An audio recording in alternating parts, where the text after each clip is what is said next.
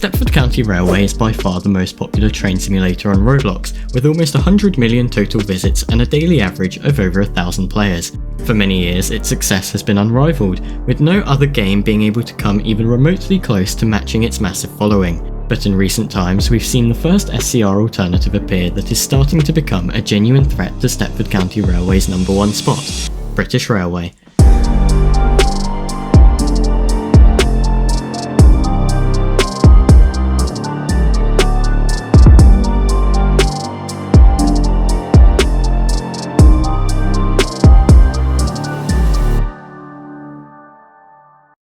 Having first released in 2017, Stepford County Railway has become many players' go-to choice for a railway simulator on Roblox. The game has been regarded as the most realistic railway simulator on the platform, being one of the first to truly introduce fully modelled interiors, which set a new standard for all Roblox railway simulators. It also includes a fully functional dispatching and guarding system, which was a unique selling point for a railway game of SCR's magnitude when these features came out, and this is likely what attracted a large proportion of its player base. But as SCR evolved, so did other transport simulators on Roblox. Introducing British Railway. Made by Fourth Rail, the game was released on the 1st of January 2023 with 19 stations and 3 trains to choose from, the class 142, 156 and 170. The game was an instant success, and naturally, since SCR has been the long-reigning champion of Roblox railway games, players immediately started comparing the two. From the get-go, British Railway came with some features that SCR players have been wanting for a very long time. These include AI passengers, the ability for guards to check tickets, weekend-only stations, request stops, etc. There was and still is no requirement for any sort of training to unlock in-game roles, unlike in SCR, where players need to pass a theory and practical test before they can start dispatching, guarding, or signalling in public servers. British Railway does not offer manual signalling or dispatching unlike SCR, but we will come back to that later on in the video. British Railway has 17 trains across 4 operators, compared to SCR's 73, which are also spread across 4 operators, soon to be 5 though. But don't be fooled by the lower number of trains that British Railway has to offer. Each train is modded to an extremely high standard, and the proportions of each train seem to be a lot more realistic compared to the same trains in SCR. And in British Railway, you can unlock every train in the game without needing to pay for a game pass. Let's take a look at a specific train that is in both games, the Class 801. First, Stepford County Railway's 801.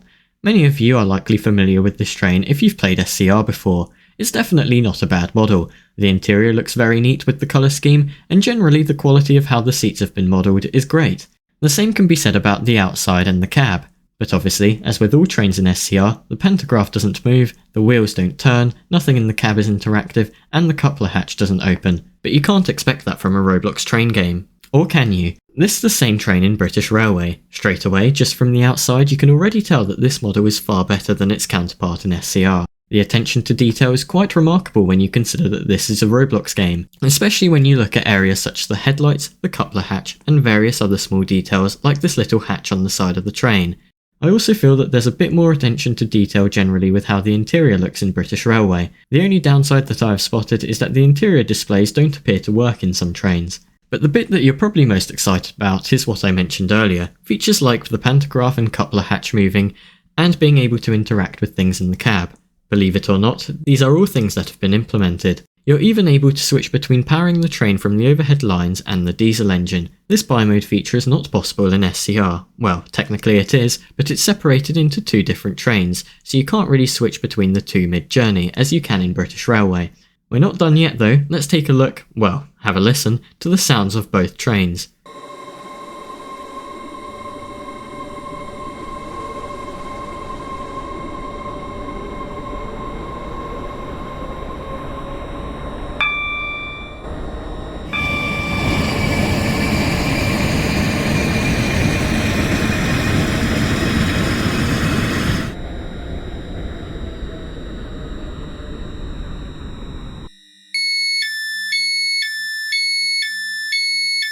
This is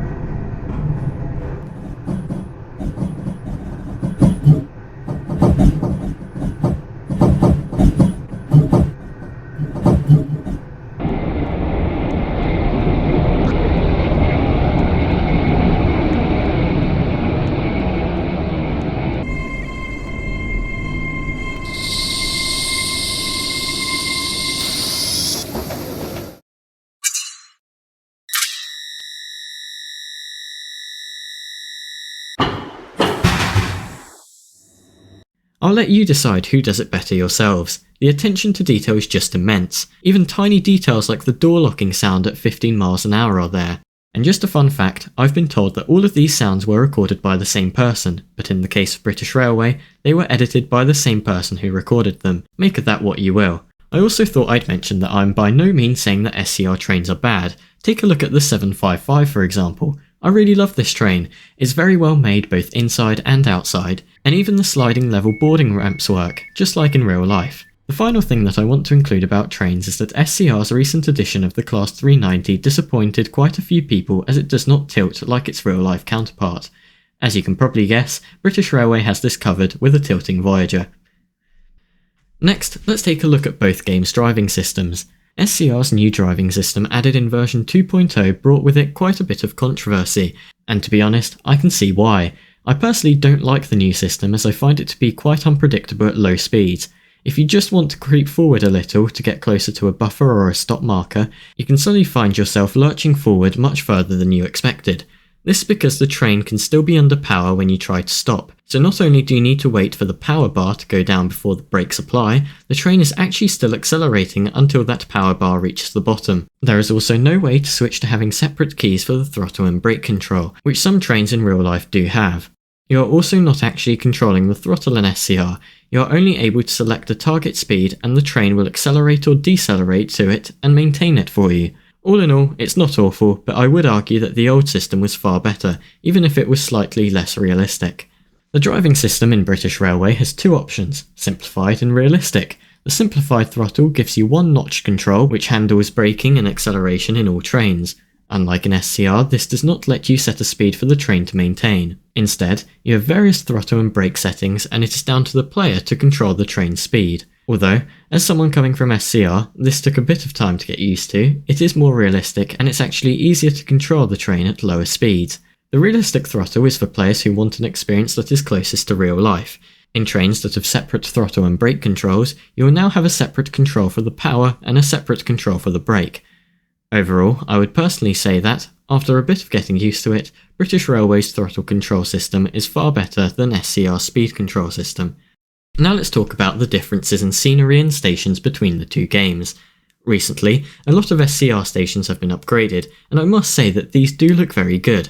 It's clear that quite a lot of effort has gone into these, and I do think that this has made them look quite a lot nicer than they used to look. SCR has always been notorious for having some questionable scenery. Whilst this has been getting better, there are some areas of the map that look quite bare with some funny looking bushes, and this quite out of place mini-city at Hemden Park that was recently added. But other areas of the map do look very pretty. My personal favourites are Westercoast and West Wyvern. I think that small things like adding cars to car parks also in recent times have made quite a big difference in how realistic stations look. There is still room for improvement though, especially when it comes to bits like the tracks being square blocks, the overhead lines being 2D and therefore looking a bit strange, and things like level crossings being permanently down. Although having said all of this, I don't think that SCR is going for hyper-realistic scenery. I get the impression that it is intentional for it to still resemble a Roblox game. Taking a look at the scenery in British Railway, the differences are very clear. It looks less arcadey, and it actually looks like we are in the UK. Just take a look at these parts of the map. Although, to be completely fair, you could argue that many British Railway stations, especially the older ones, do look a bit samey and dull compared to some of the newer stations. Now we're going to cover some specifics that don't fall into any of the categories we've already spoken about. As I haven't played British Railway anywhere near long enough to consider myself an expert, I've enlisted the help of Ariel Dominic, a long-term player of the game who is also a translator and audio contributor. Hello everyone. Drava has already introduced me, but I have been a member of the 4th Rail community for over 2 years now. Having played the game and contributed to it for so long, I will provide some of my personal insights into the comparison between BR and SCR. First of all, I would like to start off with something that, in my opinion, SCR does better than BR, and that is the signalling.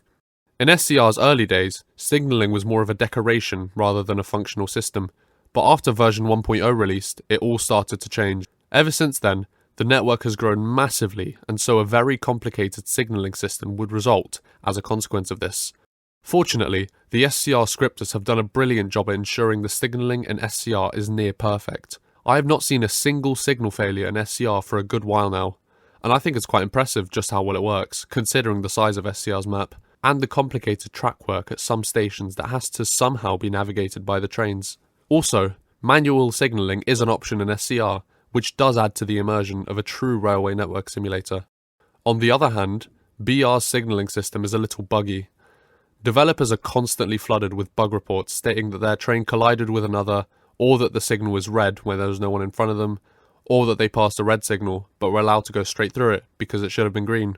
I've had this issue myself several times over the 2 years that BR has been out, and although the developers have promised to fix the signal bugs, they just keep appearing. Another flaw with BR signalling is that on some of the older sections of the map, most notably on the main line between Freston and Belmont Green, and along the coast, the signals are so tightly packed together, and I consider this to be highly unrealistic, especially when things like this are possible. Personally, I think that in order to maintain BR's realism, the entire signalling system would really benefit from a redo, especially in those aforementioned areas. Now, let's move on to something that has been a hot topic of discussion over Christmas: SCR's Longer Trains Game Pass. SCR was updated on Christmas Eve with the addition of longer train consists and a Class 90 for the reasonably affordable price of 1,000 Robux. This understandably upset a lot of people, but this topic has already been covered in a video that Dravo made without me. All I will say is that SCR's excuse for this was that they really needed some extra money to help pay all the developers. British Railway has recently done something similar, but not in the way you would expect. Let me explain, and this might be something that some people might disagree with me on, but in my opinion, British Railway might be a little too generous with the route earnings. After all, BR does have much less content than Stepford does, and with the higher quality of their train models, this should mean that it's harder for players to unlock new trains, right? Unright! From my experience, unlocking trains in British Railway was a breeze. It doesn't take that long to unlock everything in the game, at least compared to SCR, where you earn literal scraps for completing routes. Now, if you're sitting there thinking, oh, how nice of the devs to allow you to unlock different trains easily, this is indeed a blessing at first. However, once you do unlock everything in the game, it can get boring quite quickly. After all, if you've unlocked everything in the game, all you can really do from there is simply drive for the sake of it and watch as your coins rise from hundreds to thousands and even 10,000s if you're dedicated enough. This might be no problem for the average player who enjoys the game, but this is a problem for the developers. If a player has unlocked everything, they have no reason to spend their Robux on coins or even play the game if they are seeking something new, meaning that developers lose out on potential profit.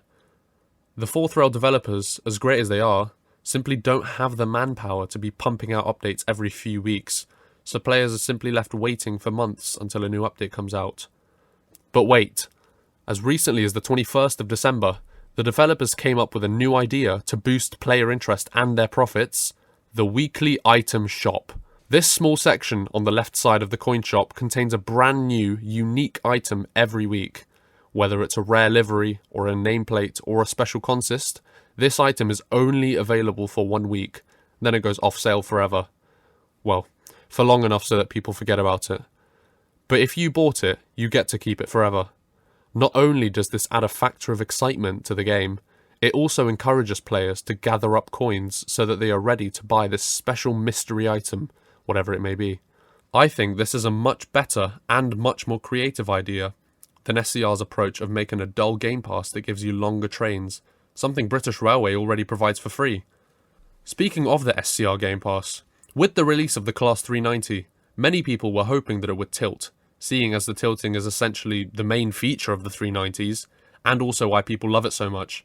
For a 1,000 Robux Game Pass, I was hoping it would tilt too, but no, it doesn't. However, British Railway, believe it or not, does already have a tilting train, the Class 221. The fact that it works on this train could indicate that we may be getting a Class 390 in the future, and it will certainly not be locked behind a paywall. Now, we have all heard of the drama between SCR and BR. A lot of people complain that SCR released their Longer Trains Game Pass on Christmas Eve, meaning that kids who received pocket money for Christmas would spend it on the Game Pass. Of course, this was a tactical move by SCR, as it boosted their profits without a doubt. However, and by the way, this is totally unconfirmed, this is just my speculation, the British Railway developers decided to retaliate by releasing a special livery for the Mark III coaches and DVT called the Pretendolino, which I find quite hilarious, as it cannot be a coincidence given the SCR Pendolino drama. In SCR, every single route is sold separately. This means that if you already own a route from, say, Stepford Victoria to Morganstown, you cannot drive Stepford Central to Morganstown unless you spend extra points to buy that separate route. However, in British Railway, routes are sold in packs, so for instance, once you buy the Fleetwood and Avonhill pack, you unlock all possible route combinations between Fleetwood and Avonhill, and all other parts of the map that you have unlocked. This is a much better system in my opinion, and I find it quite silly how you have to buy every individual route separately in SCR to unlock them all.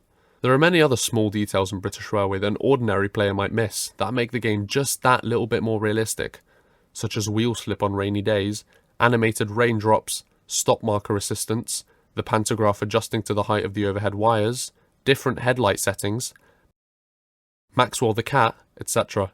Right, back over to you, Dravo.